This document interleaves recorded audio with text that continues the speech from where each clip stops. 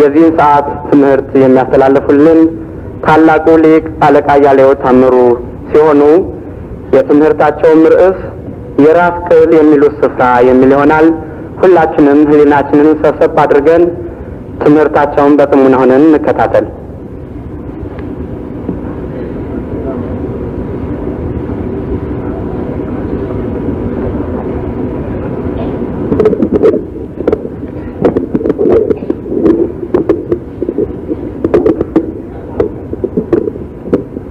በስመ አብ ወወልድ ወመንፈስ ቅዱስ አሐዱ አምላክ አሜን።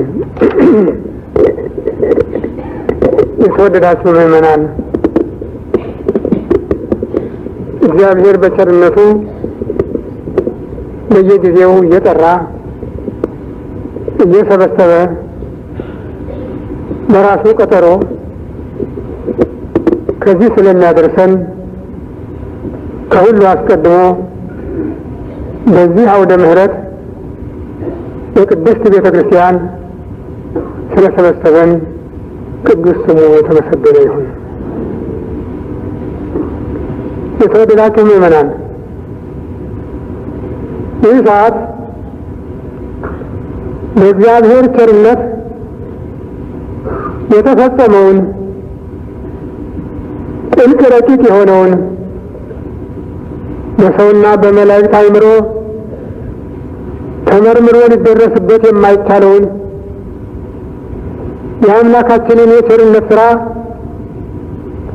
ለማሰብ ለመናገር የተዘጋጀንበት ብቻ ሳይሆን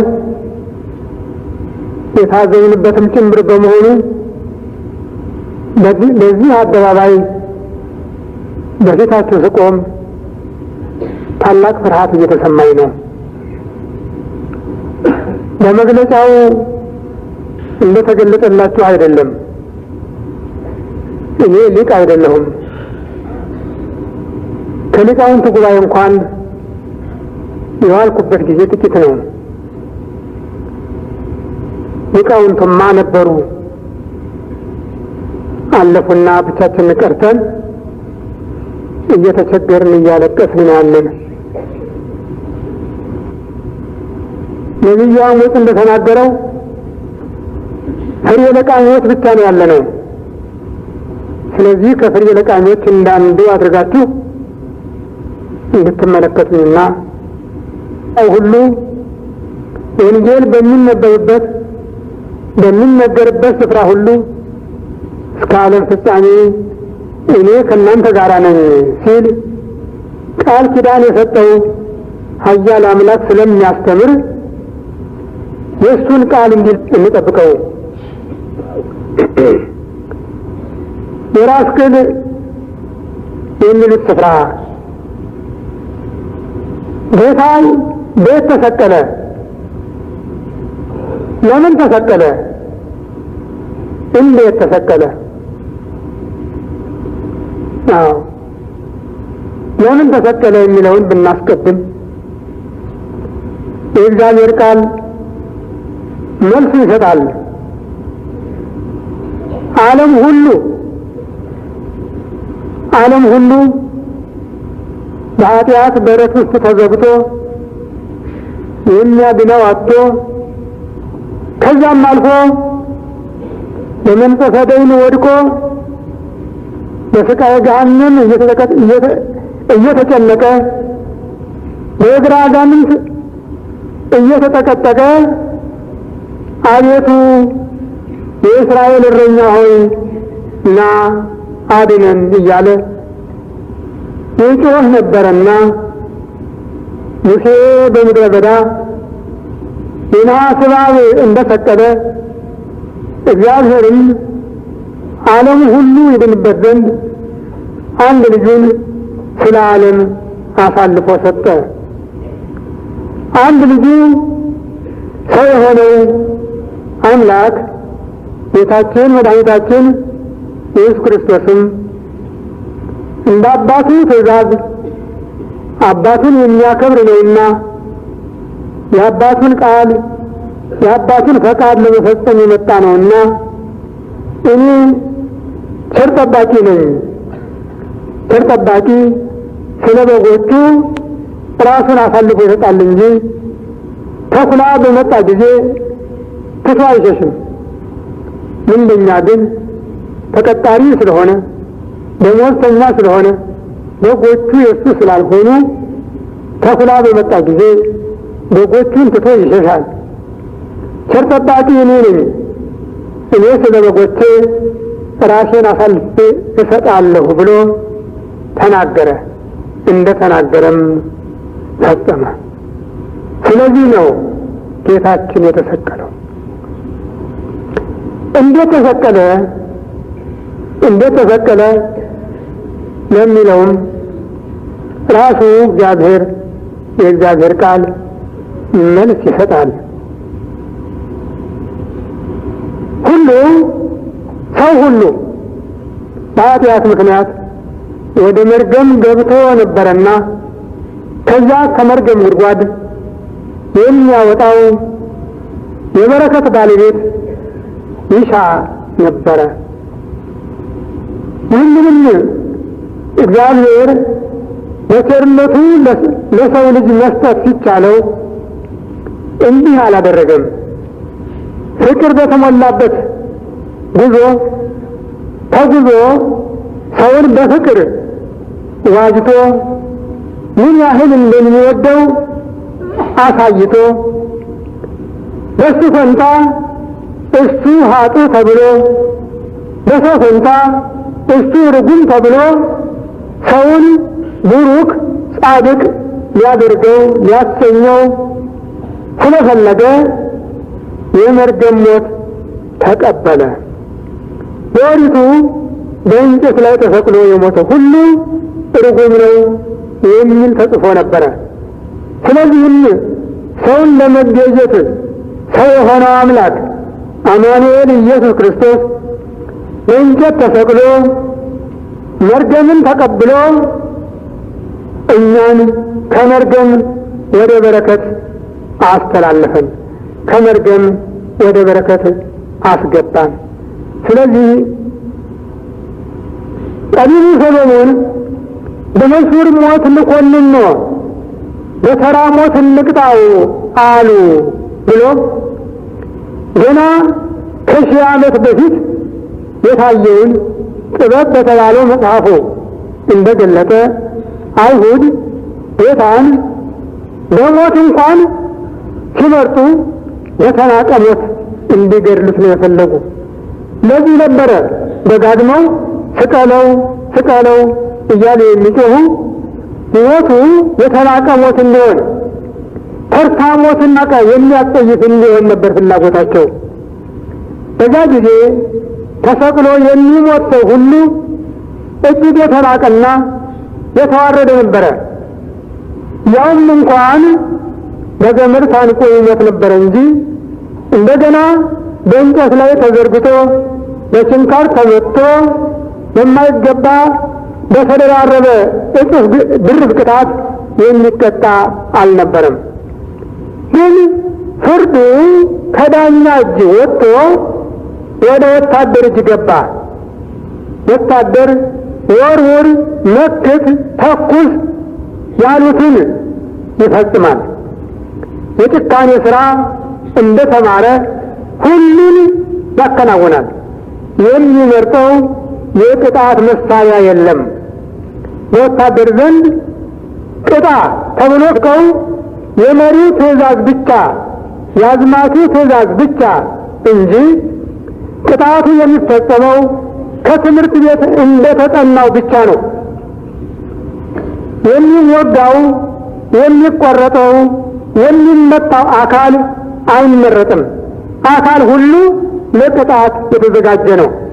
ከራስ ፀጉር እስከ እግር ጥፍር የሚተኮሰው ጥይት፣ የሚሰነዘረው ስለት፣ የሚወረወረው ጦር ያገኘውን ብቻ ይመታል፣ ይገድላል፣ ያቆስላል፣ ያደቃል። ይሄ ብቻ ነው ያለው። ስለዚህ በዚህ ቀን የነበረው ፍርድ እንዲህ አይነት መልክ የለሽ ፍርድ ነበረ። ነገሩ አደባባይ ተብሏል። አፈጻጸሙ ግን ፍርድ የለሽ ስርዓት የለሽ ነበረ። በአደባባዩ የተቀመጠው የቄሳር መንግስት እንደራሴ ነው። እንደ እውነቱ አነጋገሩ ፍርድ ጠንቅቆ የሚመረምር ይመስላል። በአፈጻጸሙ ግን መጠንቀቁ ቀርቶ ባጠገቡም ያለፈ አይመስልም። ምክንያቱም በመጀመሪያ የማያድነውን ወደ ፍርድ ውስጥ ባይገባ መልካም፣ ከመቀበል ከመመርመር ይህን ንገረኝ ይህን ወዲህ በለው እያለ ብዙ ከማዳከም ይልቅ እኔ የራሳችሁ ዜጋ ነው እንዳመጣችሁት እንደፈለጋችሁ አድርጉ አላውቅም ብሎ ቢመልስ መልካም ነበረ። በዚህ ፈንታ የዳኝነት ሥራ የሚሰራ መስሎ ተቀበላቸው፣ መረመረው፣ ብዙ አነጋገረው። ወጥቶ በደል አላገኘሁበትም አለ። እንደገና ሲያወጣው ገርፎ ወደ አደባባይ አወጣው። እነሱ ስቀልልን እንጂ ግረፍልን አላሉም።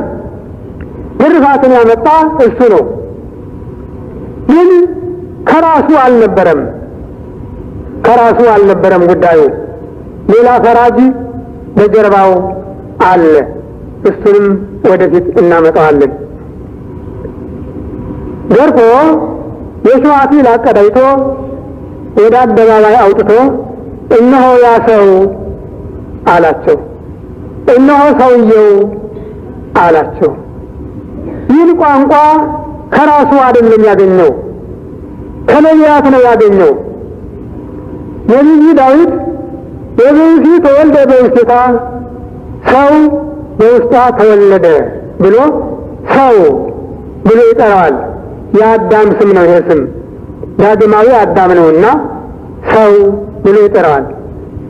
ነቢዩ ኢሳይያስ ደግሞ ብእሲ ዘቅሱፍ ወምኑን የቆሰለ በግርፋት የደከመ የተናቀ ሰው ይለዋል።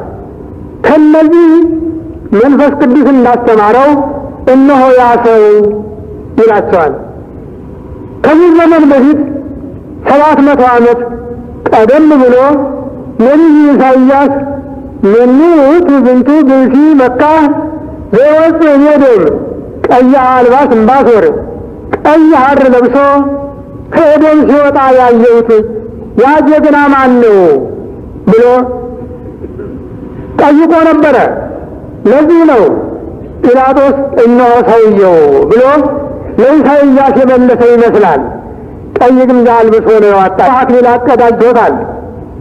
ሌላ አድራጊው የሸዋ አክሊሉን ተቀዳጅቶ ቀይ ግምጃ ለብሶ ወደ አደባባይ ሲወጣ እነሆ ሁሉም ስቀለው ስቀለው አሉ።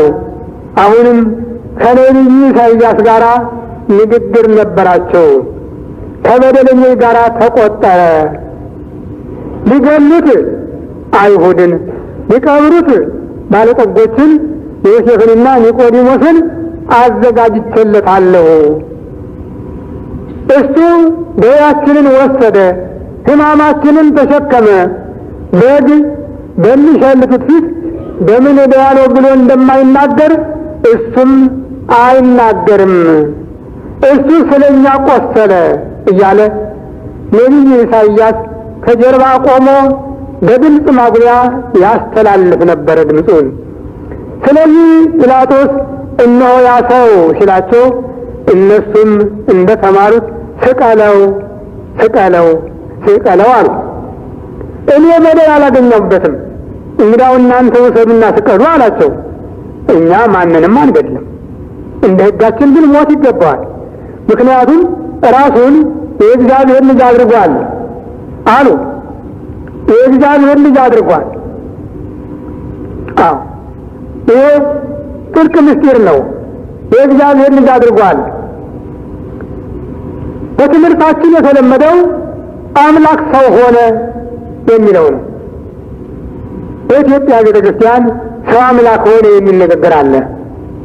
አጠፌታ ነው። ይህ ሰው ይህን መብት ያደርጋል ማለት አይደለም። ሰው የሆነው አምላክ ራሱ ባህሪውን ሳይለውጥ ሰው ሆኖ በመገኘቱ አይሁድ ሰው የሆነው አምላክ አምላክ ሆነ ብለው ለመናገር የተጠቀሙበት ቃል ነው። ራሱን የእግዚአብሔር ልጅ አድርጓል። ራሱን በራሱ አዘጋጀ ማለት ነው። ራሱን በራሱ ሰው አደረገ ማለት ነው።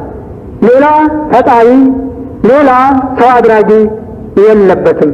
ይህ ስልጣን የራሱ ነው ማለት ነው።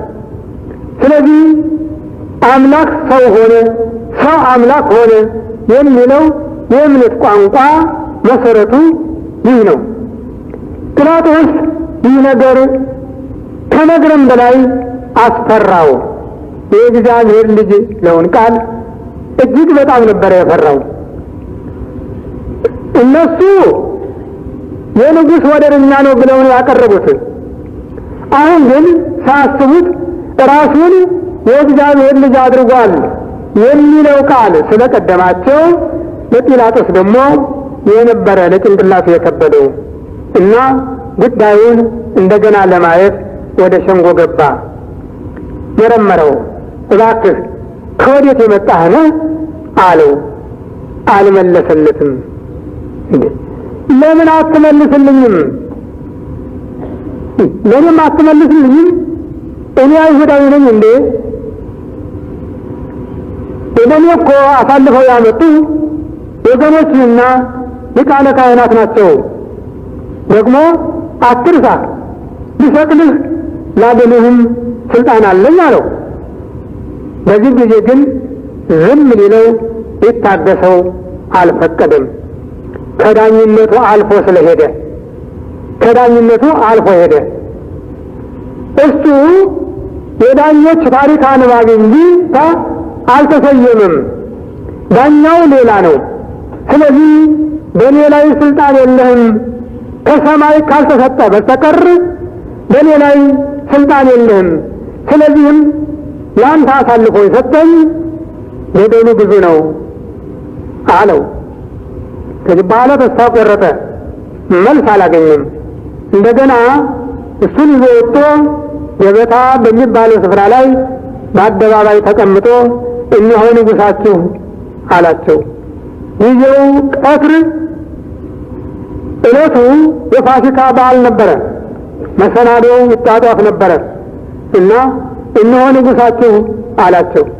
እነሱ ግን ቃላቸውን አልለወጡም። አሁንም ስቀለው ስቀለው ስቀለው ነው ያሉ። ነገሩ ብዙ ነገር ያመለክታል። አንዱ ሞቶ እናርፈዋለን የሚለው ነው።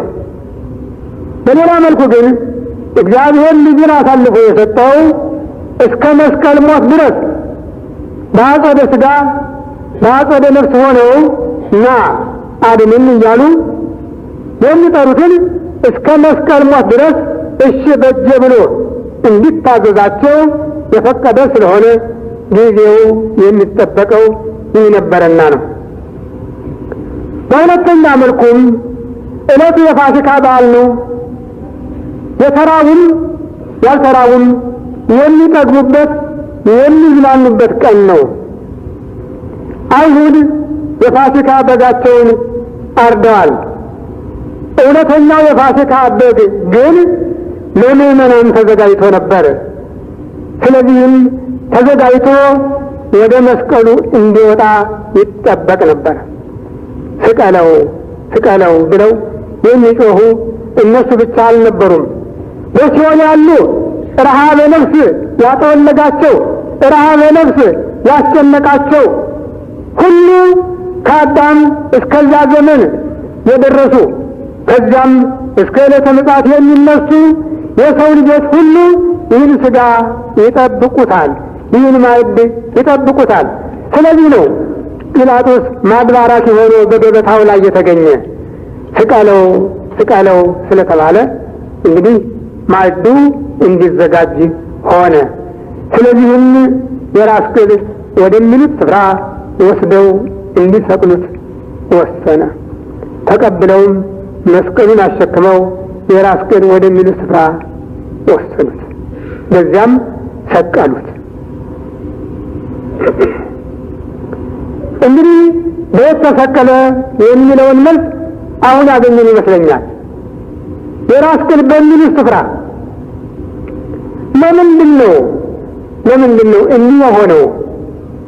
ሁሉ ጥያቄ ሆነ እንጂ ለምንድን ነው እንዲህ የሆነው ብንጠይቅም አያስነውርም። ከአቅማችን በላይ የሆነ ነው። ለምንድን ነው እንዲህ የሆነው?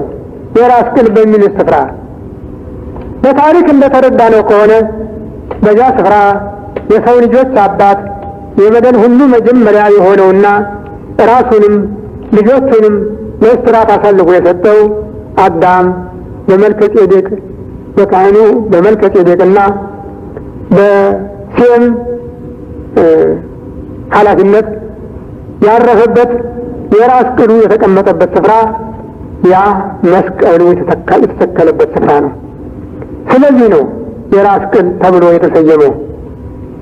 ግን ይህ ብቻ አይደለም። የራስ ቅል ክርስቶስ የራስ ቅል በሚል ስፍራ የተሰቀለው እንግዲያ ይህ ሳይሆን ትርጉሙ ከዛ ጀምሮ እስከ ዕለተ ምጽአት በሚነሱ በምዕመናን ጭንቅላት ውስጥ ክርስቶስ ተሰቅሎ ይኖራል ማለት ነው። በምዕመናን ጭንቅላት ውስጥ በእኔና በእናንተ ጭንቅላት ተሰቅሎ መኖር አለበት ማለት ነው።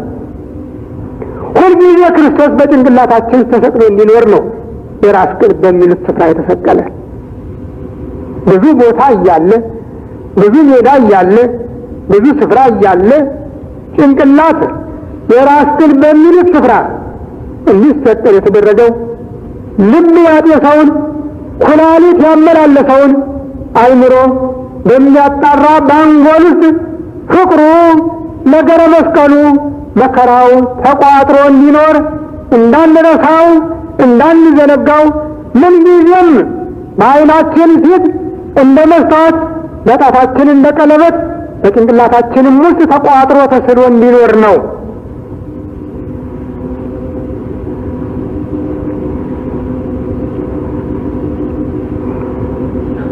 እንግዲህ ምዕመናን አሁንም ክርስቶስ በጭንቅላታችን ተሰቅሏል፣ ተሰቅሎ ይኖራል። አይወርድም፣ ተሰቅሎ ይኖራል። ጭንቅላታችን ነው የመስቀሉ ስፍራ። ቀራንዮ አይደለም። ቀራንዮ ዛሬ መስቀል የለም። ቀራንዮ ዛሬ የመስቀል ቦታ መሆኑ ይተረካል እንጂ መስቀል የለም። መስቀል የት ነው የተተከለ? በምዕመናን ጭንቅላት ውስጥ ነው።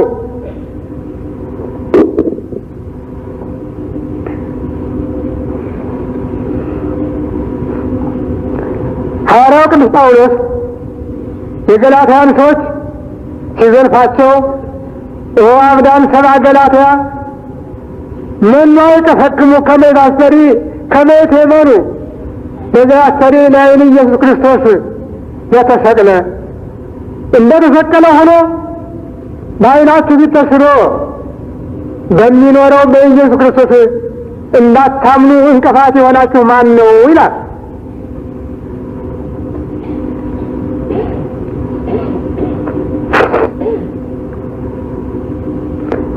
ቅድም በግብረ ሐዋርያት ዜና እንደሰማችሁት ክርስቶስ የእግዚአብሔር ልጅ ነው፣ ክርስቶስ የእግዚአብሔር ልጅ መሆኑን አምናለሁ ብሎ በነቢዩ ኢሳይያስ መሪነት በሐዋርያው ተርጓሚነት በመንፈስ ቅዱስ ገላጭነት ኢትዮጵያዊው ጃንደረባ፣ ኢትዮጵያዊው መልእክተኛ፣ ኢትዮጵያዊው ሐዋርያ ክርስቶስን ተቀብሎ ወደ ሀገሩ ከገባበት ጊዜ ጀምሮ አባቶቻችን ሁሉ በጭንቅላታቸው ክርስቶስን ተሸክመው ኖረዋል።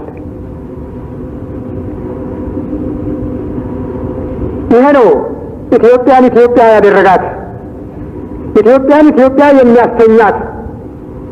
ሁሉ ሲቃዥ ሲቅበዘበዝ ሰሎሞን እንደተናገረው እነያይ መልክ ሬሰች ሰናይት እማንስት ፀሐይ የተሰኮናሆሙ ለመሬት የራእይ ነሐሳ አጣቤች ሰናይት ቆንጂት የተመረጥሽበትን ካላወቅሽ ወደ እረኞች ሜዳ እረኞች ወደ ተሰለፉበት ወደ ተሰበሰቡበት ሂጂና የፍየል ጠባቂ ሁኝ እንዳለው ብዙ አገሮች ወደ ሐዋርያት መንበር ውስጥ ወደ በኋላ ዛሬ የበግ እረኞች በመሆን ፈንታ የፍየል እረኞች ሆነዋል።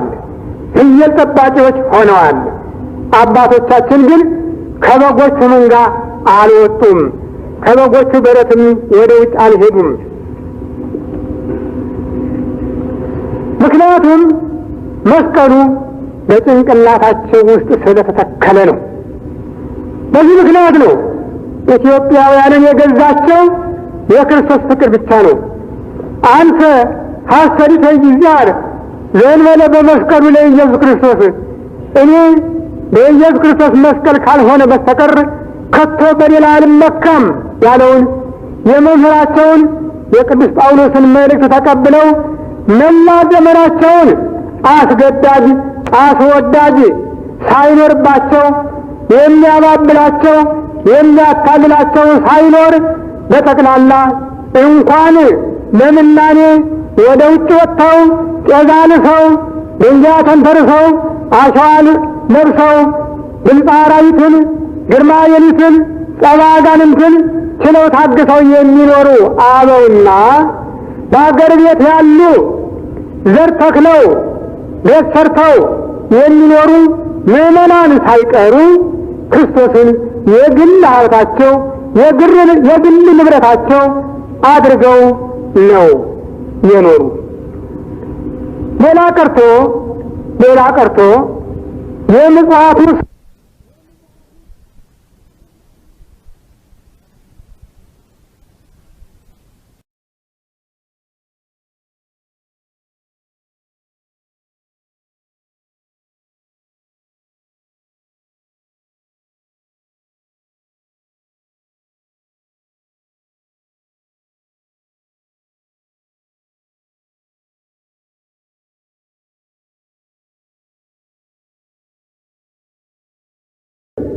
አለ ጭንቅላታችን ውስጥ አለ።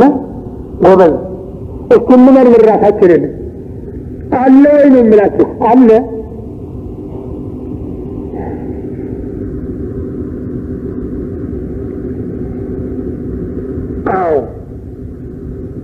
አዎ የለህም እንዳልን አለች አልቃሽ። የለህም እንዳልን ይመሻል ይነጋል፣ አለህም እንዳልን እንዲህ ይደረጋል አለች ይባላል አልቃሽ። የለም እንዳንለው አለ ከ2 ዓመት ሙሉ የሌት ዘበኛ የቀን እረኛ ሆኖ የምዕመናን የራስ ጠጉራቸው እንኳን ሳይወድቅ የሚጠብቃቸው የሚመራቸው የሚያስተዳድራቸው እሱ ነው። በዚያም አንጻር አሉት ደጅ የሚጠኑት የሚጠብቁት የሚወዱት የሚመርጡት የሚያገለግሉት የሚላኩትም አሉት እሱ የመረጣቸው። የለም እንዳልን ይህ አለ እንዳልን ደግሞ የሚደረገውን ታያላችሁ፣ ትሰማላችሁ፣ ታያላችሁ። በዚህ 22 ዓመት ውስጥ ያላየነው ያልሰማነው ነገር የለም።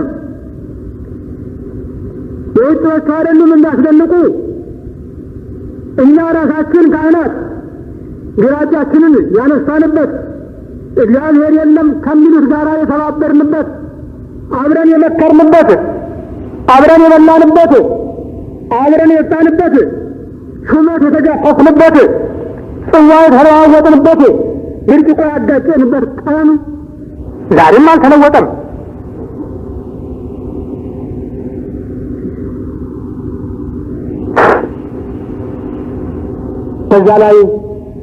በዚያ ላይ በየቀኑ የሚደርሰው ምንም ልንገራችሁ? አዎ ያ 17 ዓመት መራራ ነበር። ከሬት ከኮሶ የመረረ ሌላም ነገር ቢመጣ ሊወዳደረው የማይችል መራራ ነበር። ግን የ4 ዓመቱ ይብሳል እውነት ከሆነ የ4 ዓመቱ ይፈታል። ያን ጊዜ የሃይማኖት ነጻነት ይሰጠው እንጂ ሁሉም ራሱን አስቦ አንገቱን ደፍቶ አቤት አቤት ከሚል በስተቀር የሽኮኮ ጸሎተኛ ከሚሆን በስተቀር እንደ ዛሬው ምላሱን አስረዝሞ እግዚአብሔርን የሚስታደል ሃይማኖታዊ ክፍል ያቆጠቆጠበት ከዚያም አልፎ ያደገበት እንደ መስከረም ሙጃ የገነነበት ዘመን እኔ በእድሜ አላየሁም።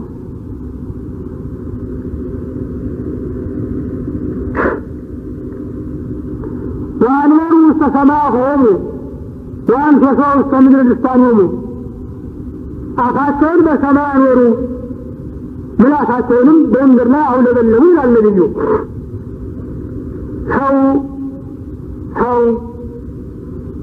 በራሱ አቅም በሆነው ጓደኛው በሆነው ላይ ይታበያል እንጂ በእግዚአብሔር ላይ ይታበያል። እስኪ በዚህ 4 ዓመት ውስጥ የሚጻፉት ጽሑፎች፣ ጋዜጦች፣ ብትን ወረቀቶች፣ መጻሕፍቶች ማንን ነው የሚሰድቡ? ማንን ነው የሚገፉ? ማንን ነው የሚቆፍሩ? ማንን ነው የሚሰረስሩ? እግዚአብሔርን ልጁን ኢየሱስ ክርስቶስንና ቤተ ክርስቲያኑን ነው። ማንኛቸውም መጻሕፍቶች እስላም ክርስቲያን የሚባል ኃይሉን አስተባብሮ የሚደበድብ ክርስቶስን ነው። ክርስቲያን ሙስሊም የሚለውን መጽሐፍ ከመሐመድ ከክርስቶስ በኋላ የተነሱት ታላቁ ነቢይ መሐመድ የሚለውንና ሌሎችንም ብታነቡ ልዩ ልዩ ጋዜጦችንም አይታችኋል ብዬ አምናለሁ። እና እነዚህን ሁሉ ለመናገር ያ 17 ዓመት አልፈቀደም ነበር። ዛሬ ግን ነጻ ሰለጠነች ቢሏት መጽሐፉን አጠበች ሆነ። በእውነት እኮ አደባባዩ ለምን አይከፈትም? ምንድነው ጭንቀቱ? መድረኩ ለምን አይከፈትም? ለሰልፍ አይደለም፣ እንነጋገርበት። እውነት ሃይማኖት ያለው ካለ አልቃወምም። እውነት የእውነት መጽሐፍ ያለው ካለ አልቃወምም። የለም እንጂ ካለ አልቃወምም። ዝም ብሎ በደብዳቤ ቀለም እየቀቡ ሰውን ከማስቸገር ይልቅ በፊት ለፊቱ እንነጋገርና ምን አለ ኳስ እንኳን አሸናፊ ከሆነ ይሁን ግድ የለማ እንዲህ የሚል የለማ እንዲህ ተብሎ ቢሞከር ጦር ቀሰቀሳችሁ ነው ቋንቋው። ጦር ትቀሰቀሳላችሁ፣ ሰው ታነሳሳላችሁ ነው ቋንቋው። ማነሳሳታችን አይደለም እውነቱ ይታወቅ ነው የምለው። የኢትዮጵያ ሀገረ ስብከት በኢትዮጵያ ኦርቶዶክስ ማንም የሚሰብክባት ማንም የሚጮህባት አይደለችም። በተለይ ቁርአን ደግሞ ለኢትዮጵያ አልታዘዘም። በዓለምም እንዲሰበክ አልተፈቀደም። መጽሐፉም አይልም። እኔ አይደለሁም መጽሐፉ በዓለም ይሰበክ አይልም። ኦሪት በዕብራይስጥ ቋንቋ ተጻፈች እንበል እንጂ ለእስራኤል ብቻ ትሰበክ የሚል የለም። እግዚአብሔርን የተቀበለ ሁሉ ይማራት ያነባት ነበር። ቁርአን ግን ራሱ እንደሚናገረው አረብኛ ሆኖ ለአረቦች የተወረደ ነው ይላል እንጂ ሌሎች ይማሩት ይጠቀሙበት የሚል ቃል የለም። በየምዕራፎቹ ይነበብ አንድ አረብኛ ሆኖ ለአረቦች የተሰጠ ነው። ውድድሩ ጥሩ ነው። ወንድሞቻቸው የእስማኤል ወንድሞቻቸው የይስሐቅ የያዕቆብ ልጆች የሕግ ባለቤት ሆነዋልና እነሱም የእስማኤል የኤሳው ልጆች እኛም እኩል መሆን አለብን ብለው መጽሐፍ ይጽፉ ሕግ ይዋጡ የሚያስመካ ነው። ጥሩ ነው። ጥሩ ልክ ነው። ግን ከዚህ አልፎ የማይነካውን መንካት ግን አሳዛኝ ነው። ይህም ካልሆነ ብሎ ወደ ስድብ መግባት ደግሞ አሳፋሪ ነው። መጽሐፉ ራሱ ክርስቶስ ኢሳ የእግዚአብሔር ቃል ነው ይላል። የእግዚአብሔር ቃል ነው። የእግዚአብሔር ቃሉ ባሪያ ነው ብሎ መሳደብ ይቻላል ወይ? ባሪያው ነው ብሎ መናገር ይቻላል? እግዚአብሔር ሁለት አለው፣ ሶስት አለው፣ ምርትና ገርድ አለው፣ አንድ ብቻ አይደለም። የአላህ ቃሉ ነው ካሉ ቃሉ ነው አላህ ነው ማለት ነው። ቁርአኑን ካልታቁት በስተቀር ይሄን ሊለወጥ አይችልም። ከታቁት መልካም እንስማማለን፣ ያን ጊዜ ደግሞ እንማከርበታለን። አሁን ግን ባለው በቁርአን እምነት ባለው በቁርአን ትምህርት መሲህ ኢሳ የአላህ ቃሉ ነው ብሏልና የአላህ ቃሉ መሆኑን ይመኑና ይቀበሉ። ጆሮ ያለው ይስማ ነው ያለ ክርስቶስ። ጆሮ ያለው ይስማ ነው ያለ። ጆሮ ካለ ይህንን ይስሙ። ከዚህ አልፈው ግን መሳደብ በእውነቱ የራሳቸውን እምነት ዝቅ አድርጎ እንደ መገመት ይመስለኛል። እንዲያውም በመጽሐፍ ቅዱስ ሊሳደቡ ሞክረዋል። አሳዛኝ ነገር ነው። ታዲያ በዚህ የጽሑፍ መልስ ቢሰጥ ያው ነው ነገር ቅድም ያልኩት ቃል ነው የሚመጣ። የሃይማኖት ጦርነት ለመቀስቀስ ተብሎ የተደረገ ነው የሚባል እንጂ አይ እነሱ ከጻፉ መልሱን መስጠቱ ምን አለበት የሚል የለም። በእነሱ በኩልም የተለመደው ሰይፍ ነው። ቢያነብ ሰይፍ ባያነብ ሰይፍ ነውና እንደ ስልማን ሩሽዲ አንድ ሰው ቢጽፍ ያው ሚሊዮን ብር ነው የሚከፈል። ግን እንዲህ አይደለም። የሃይማኖት ጉዳይ እንዲህ አይደለም። እውነቱ ከሆነ የምዕመንነት ከሆነ የእምነት ከሆነ ይጠቅመናል ብለው ከያዙት ልቀቁ ብለን አንከራከርም። ግን አልፈው ተርፈው ክርስቶስን እንሰድባለን ማለት ግን መጽሐፋቸውን መድፈር ነው፣ ክርስቶስን መድፈር አይደለም። ቁርአን ራሱ ወንጌል የብርሃን ሕግ ነው የሚል ቁርአን ደጋግሞ የሚያነሳቸው ምስክሮች አሉት።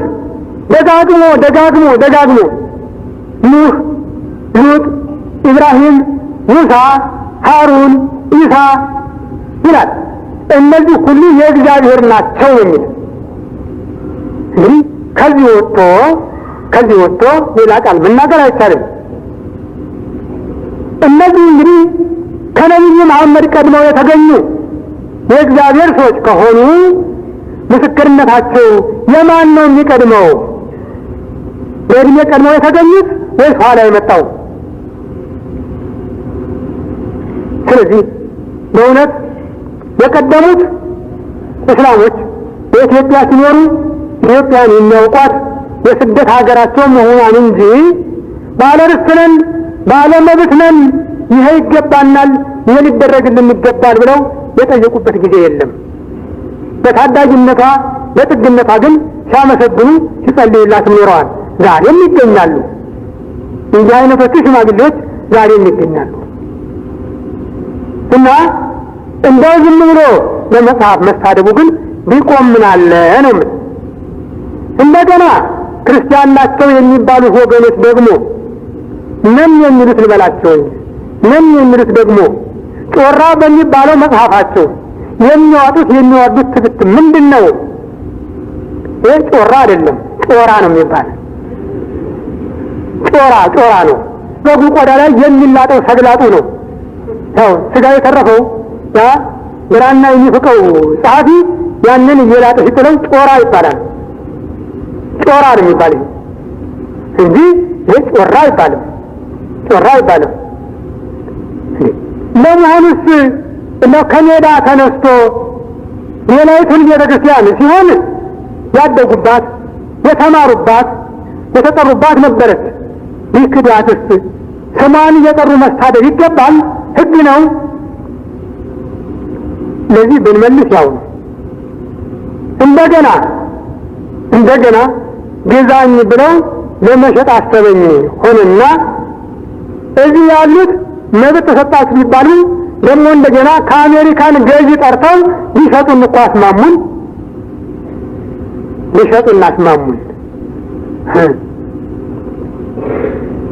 የኢትዮጵያ ሕዝብ እግዚአብሔር በረከቱን ይክፈለው ሁሉንም። ለዚህ የታመመውን ሁሉ የተቆረቆረውን ሁሉ የተቸገረውን ሁሉ የእናቱን እርቃን ላለማሳየት እሱ ተራቁቶ እርቃኑን የከደነውን ሁሉ እርቃኗን ለመክደን የቆመውን ሁሉ እግዚአብሔር በበረከት ያስበው ከማለት በስተቀር ምን ካሳክሰዋለሁ?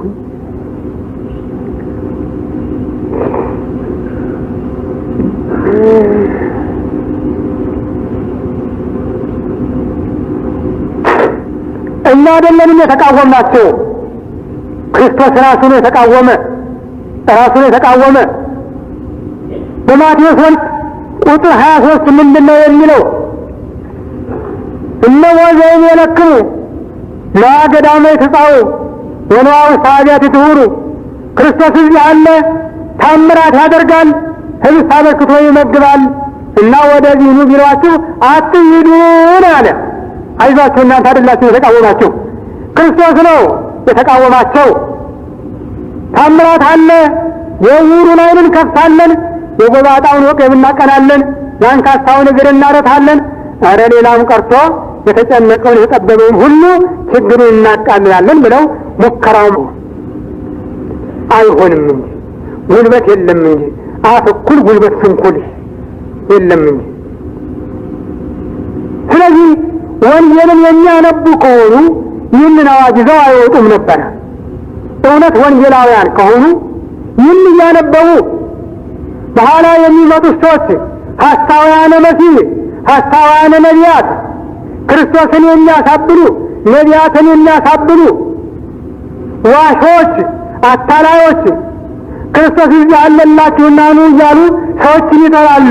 አትሂዱ እያለ ወንጌል እየነገራቸው ይህንን እያነበቡ ይህንን በራሳቸው እያቃጨሉ ባልወጡም ነበረ። እውነት ወንጌልን ተምረው ቢሆን ኖሮ፣ እውነት የወንጌል ሰባኪዎች ቢሆኑ ኖሮ፣ እውነት በወንጌልን ቢያውቋት ኖሮ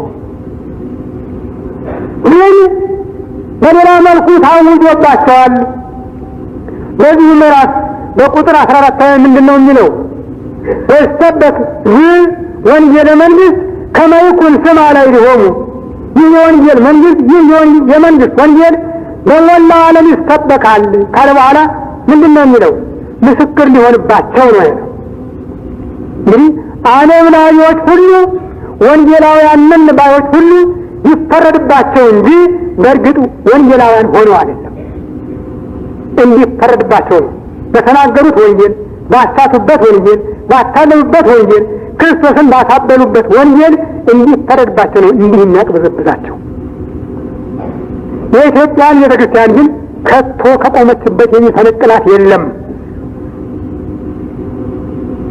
ዝናቦች ዘነበ፣ ነፋሳት ነፈሱ፣ ጎርፎች ጎረፉ፣ ያን ቤት ገፉት፣ አልወደቀም፣ በመሰረት ላይ ተሰርቷልና ነው ያለ። አዎ ጥንቱን ሲሰራ ኢየሱስ ክርስቶስ የእግዚአብሔር ልጅ ነው በሚል ቃል የተመሰረተ ስለሆነ የጴጥሮስ ሁለተኛው መሰረት ጴጥሮስ እንዲያውም የመጀመሪያው መሰረት ሆኖ ቦታ አልተመቸውም ነበር፣ ተነቃንቆ ታይቷል። የኋለኛው መሰረት ግን ቦታ የተመቸው በመሆኑ እስከ ዛሬ መሰረቱ አልተነቃነቀም። ስለዚህ በዚያ መሰረት ላይ የቆመች ቤተክርስቲያን ማን ሊያናውጣት አይችልም። ሞኝነታቸውን እንዲህ የሚያደርጋቸው ብቻ አንድ ነገር አለ። ኢትዮጵያን እንዲነካኩ የሚያደርጋቸው አንድ ፍርድ አለ ማለት ነው። ኢትዮጵያን የነኩ ሁሉ ዛሬ የሉም። አይነኩ ቢነኩ ያድሯል ሲታወቁ ነው። እነ ቱርክ ዛሬ የላቸው፣ እነ ጣሊያን ዛሬ የላቸው፣ እነ መስኮብ ዛሬ የላቸው። የዛሬዎቹ ጌቶቻችን እና አሜሪካም ነገችን ጽዋ ይቆልጧታል በግድ እስመ ጽዋ ውስተ እደ እግዚአብሔር ወይን ዘይኮነ ትሱዓ ወምሉ ቅድሃቱ ወሶጦ እምይንቱ ሰብንቱ ወባሕቱ ጣህኑን እንጅትካው። የሞላ ጽዋ በእግዚአብሔር እጅ ተይዟል፣ አይፈስም፣ ጠብ አይልም፣ ከአንዱ ወደ አንዱ ያቃደዋል እንጂ አተላው እንኳን አይደፋም ያለ። አዎ ዛሬም አሜሪካን ትጎነጨዋለች። ትናንት ኦክላሆማ ጀምራለች። ባለ ሳምንት ማለት ጽዋ ተቀብላለች፣ ትቀጥላለች። እንዲህ ነው የኢትዮጵያ አምላክ፣ የኢትዮጵያ ጌታ። ኢትዮጵያ እጆቿን የምትዘረጋለት፣ በጭንቅላቷ ቋጥራ የምትዞረው፣ በጭንቅላቷ እንደ ትብትብ ሸክም አድርጋ ተሸክመው የምትዞረው የኢትዮጵያ አምላክ እንዲህ ነው ይሰራል። አሁንም ይህ ብር የሚለው ብራብሬ ሃይማኖት ሁሉ የማንም የማን ሳይባል ከምድር ገጽ እልም ድርግም ብሎ እንደሚጠፋ ቅዱሳት መጻሕፍት መስክረዋል። ይህም እውነት ነው። ደግሞ የኢትዮጵያ ቤተክርስቲያንና ሃይማኖቷ ግን ለዘላለም ይኖራሉ። እድሜ ከሰጣችሁ ታያላችሁ፣ ሩቅ አይሆንም። እድሜ ከሰጣችሁ ጸልዩ፣ ደግሞ ጸልዩ፣ እግዚአብሔርን አሳየን በሉት፣ ታዩ ይሆናል፣ ይቻለዋል። ምን አለ ሲፋዚት ጥቂት ነው ያሳያችሁ ይችላል እንጂ እንደው ዝም ብሎ መነቃነቁ መወዛወዙ ቁም ነገር የለውም። እናታችሁ የኢትዮጵያ ቤተክርስቲያን ግን ስንዱ ናት። ስለዚህ የሰጠቻችሁን በራስ ቅል ስፍራ የተሰቀለውን በራስ ቅላችሁ ውስጥ ቋጥራችሁ ኑሩ። ይህን አትርሱ። ለምን ተጻፈ፣ ለምን ስፍራው እዚያ ለምን ሆነ አትበሉ። ጲላጦስ እነሱም ቢሉ እሱ ራሱ ይህ የናዝሬቱ ኢየሱስ የአይሁድ ንጉሥ ነው ብሎ ጽፎባቸዋል። ዳኛው ፍርዱን ሲጨርስ የተደራዘበ በደል እንዲፈጸምበት የፈረደ አባቱ የባህሪ አባቱ እግዚአብሔር አብ ራሱ የባህሪ ሕይወቱ መንፈስ ቅዱስ የፈረደ ፍርድ ነው የተፈጸመበት። ለሁሉ ቤዛ ሊሆን መጥቷልና ስለዚህ የግፍ ሞት ተቀበለ። በወራዳ ሞትን ተቀበለ። እኛን ከውርደት ወደ ሌልና ከአሳር ወደ ክብር፣ ከጨለማ ወደ ብርሃን፣ ከገሃነመ እሳት ወደ መንግሥተ ሰማያት ሊያሸጋግረን ነው። የእኛ ንጉሥ ነው። በእርግጥም የእኛ ንጉሥ ነው። አይሁድ ዛሬ እኛ ነን፣ ታማኞች እኛ ነን፣ ምዕመናን እኛ ነን። አይሁድ ማለት ታማኞች ምዕመናን ማለት ነው። ታማኞች እኛ ኢትዮጵያውያን ነን። እስራኤል ዘነፍስ የምንባል እኛ ኢትዮጵያውያን ነን። በመስቀሉ የምንመካ እኛ ኢትዮጵያውያን ነን። እስቲ ውጡ ጠይቋቸው። እነዚህ ኖረኞች ለመስቀል ይሰግዳሉ ወይ? መስቀል ያከብራሉ ወይ? መስቀል ተቾቻቸው ሲናገሩ የአባቴ ገዳይ ነው፣ እኔ የአባቴን ገዳይ በዓይኔ ማየትም አልፈልግም ይላሉ። የአባታቸው ገዳይ መስቀል መድኃኒታቸው መሆኑ ቀርቶ የቤዛቸው መንበር መሆኑ ቀርቶ ቤዛቸው የነገሰበት የባህሪ ዙፋኑ መሆኑ ቀርቶ ጠቢቡ ሰሎሞን ጻትራ ለጽዮን ለንጉሥ ሰሎሞን በአክሊል ዛተቀጸለተሙ እናቱ ያቀዳጀችውን የሾህ ዘውድ ደፍቶ ታዩ ዘንድ የጽዮን ልጆች ኑ ወደ አደባባይ ውጡ ብሎ የጠራቸው በመስቀል ዙፋን ላይ አይተውት አምነው አመስግነው በረከቱን ተሳትፎ ታሪኩን ነገሩን ዝርዝሩን እነ ማርያም መግደላዊት ጽፈው ለዓለም አስተላልፈዋል። የዛሬዎቹ ግን የአባታችን ገዳይ እያሉ መስቀልን ይሰድባሉ። ታላቁ ሐዋርያ ጳውሎስ እኔ ከመስቀል በስተቀር በሌላ አልመካም ይላል። እንዲህ አይነቶችን ሲያገኘው ደግሞ ከክርስቶስ መስቀል ሊያርቋችሁ ነው እንጂ ምንም እቁም ነገር የገባ ትምህርት የላቸውምና አትቀበሏቸው ብሎ ያወግዛቸዋል። እንዲህ ነው መስቀል የጌታችን የአምላካችን የመድኃኒታችን የኢየሱስ ክርስቶስ ለቤተ ክርስቲያን የነገሰበት የመንግሥት ዙፋኑ ነው።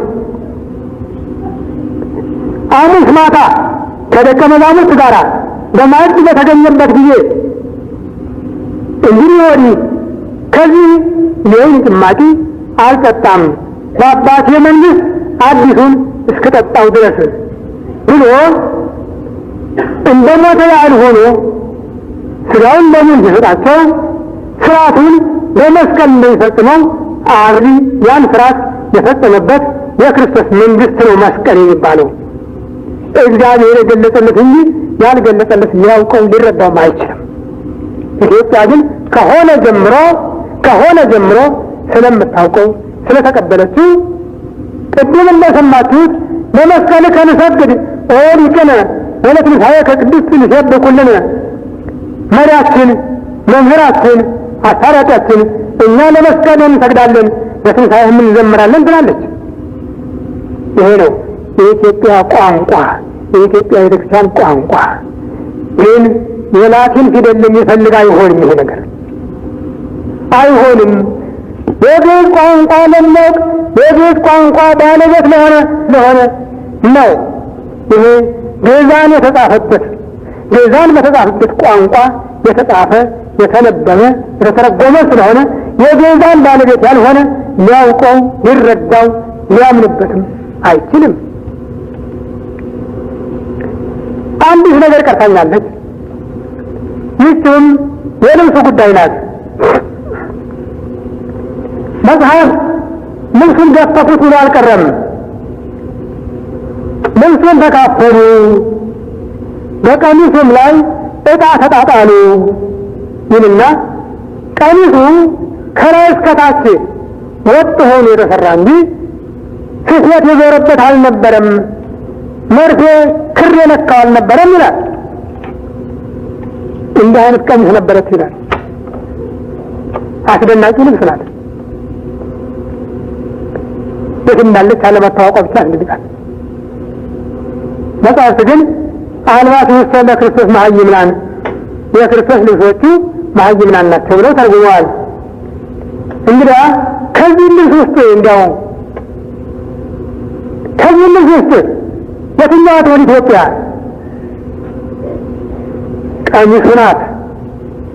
ከላይ እስከታች ወጥ የሆነች ስፌት ያልነካት ክርና መርፌ ያላለፈባት የሰው እጅ ያልዳሰሳት ቀሚሱ ኢትዮጵያ ናት። መጽሐፍ ቅዱስን በመጀመሪያ ሙሉን ያገኘች ዕብራውያን በዕብራይስጥ የተጻፉትን ኦሪትን ነቢያትን ሲያገኙ ሐዲስ ኪዳንን ግን ዘግይተው ነው ያገኙ። ኢትዮጵያ ግን ብሉይ ኪዳንን በጊዜው ታፍታፉ ነው በመከሩ የሰበሰበችው። እንደገና ሐዲስ ኪዳንንም ስራ የጨረሰች ስለሆነ በጊዜው ታፍታፉ ሸክፋ ነው አንድ አደጋ አዋህዳ በግዕዝ ቋንቋ ለመጀመሪያ ጊዜ የሙሉ መጽሐፍ ቅዱስ ባለቤት የሆነችው ሀገራችን ኢትዮጵያ ናት። አሕዛብ ሐዲስ ኪዳንን እስራኤል ብሉይ ኪዳንን ይዘው ረጅም ጊዜ ፈጅቶባቸዋል ለማገናኘት። እንዲያውም በ17ኛው መቶ ክፍለ ዘመን የጀምስ ትርጉም በሚባለው ከተሰበሰበው በስተቀር ሙሉ ሆኖ እስካሁንም አይገኝም በየቻቸው። በኢትዮጵያ ግን ሙሉ መጽሐፍ ቅዱስ ከመሰረቱ አንድም ነጥብ ሳይለወጥ ሳይናወጥ እስከ ዛሬ ተጠብቆ የኖርባት ቀሚሱ፣ አገሩ፣ ቤቱ፣ ስፍራው ኢትዮጵያ ናት። ዛሬ ግን ዕጣ እንጣጣልባት ብቻ አይደለም፣ እንቃደዳት ሆነ። እንቃደዳት። በልጅነቴ አንድ አዝማሪ ሲያዘምር ሚስቱን ሌሎች የተሰሙበት ሆነና መናገሩም አቃተው፣ ዝም እንዳይልም አቃተውና ይህችን የኔን ሁሉ ወደዳት፣ እስቲ ካራምጡ እንቃደዳት አለ። እስቲ ካራምጡ እንቃደዳት አለ። ዛሬ ሁሉም ኢትዮጵያን እንቃደዳት ነው የሚል ይጠቀምባት አይደለም፣ የመቀኝነት ነው። እናጥፋባቸው እናጥፋቸው ብለው ነው። ነቢዩ ምንድን ነው ያለ? ላዕሌከ ተሰካተዩ ወተካሄዱ ታዕይንሆሙ ለኤዶምያስ ወለእስማኤላውያን ወለአጋራውያን። ኑ ንሳር፣ ኑ ስማቸውን ከምድር ገጽ እናጥፋው፣ ስማቸውን ከምድር ገጽ እናጥፋው ብለው አሕዛብ ሁሉ ተማምለውብናልና ጠላቶችህ እንዲህ መክረዋልና እግዚኦ መኑ ከማከ የታርመሞ የተጻመሙ እግዚኦ፣ ዝም አትበል ቸል አትበል እንጂ እንዳንተ ያለ ማን ነው ያለ። ቀደው በጥሰው ወስደው የሚጠቀሙት ጥቅም የላቸውም። የእኛን አገር ሊያጠፉብን ነው እንዲህ የሚሆኑት እና አለ የሚል ዳኛ በሌለበት አንተ ማነህ የሚል ጀግና በጠፋበት የሚወረውል ጀግና የሚመክር ሽማግሌ በታጣበት ጊዜ የመጣውን ፈተና በጸሎት በትዕግስት በሃይማኖት መቋቋም አለብን።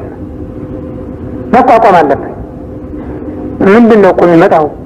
ሞት አይደለም? ታዲያስ እንሞታ በቀና አንቀርምስ? እንኳን ሀገራችን ላይ ለመቀበር ከበቃን አይገኝም እንጂ የሚገኝ ከሆነ ከዚህ የበለጠ ምን ጸጋ ይገኛል? ሀገርን በልጅነት አፈር ሲፈጩ ዝርዝር ሲቀጩ ያደጉባትን ውሃ ሲረጩ የኖሩባትን ብዙ ተድላ ደስታ ያዩባትን ሀገርን ለመቃብር ከተገኘች ከዚህ በላይ ምን የሚፈለግ ነገር አለ? ምንም የሚፈለግ ነገር የለም።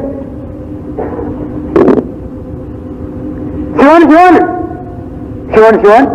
ኢትዮጵያውያን ሁሉ ልብ ይስጣቸው።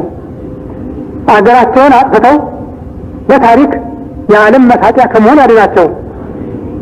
ካልሆነ ደግሞ ሞቱንም ለባለሞቱ ሌላውንም ለሚገባው ሲስጥ ሆኖ ፍርዱ የእሱ ነው። ዳኛው እሱ ነው። አይለወጥም፣ አይሻርም፣ መንግስቱም አይገለበጥም። በሱ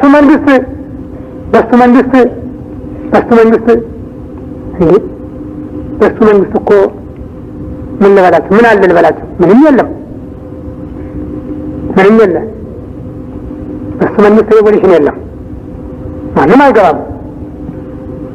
በሱ መንግስት የመንግስት ግልበጣ የለም። በሱ መንግስት ተሰስጎ ማምለጥም የለም። በሰራዊት ብዛት ማሸነፍም የለም። በመሳሪያ ጥራት ብቻን መቅረትም የለም። በግድ ፍርድ መቀበል አለ። ስለዚህ የፍርድ ሰዎች ከምንሆን ሳይፈረድብን ከእግዚአብሔር ጋር ታርቀን አገራችንንም ክብራችንንም መጠበቅ ይገባናል።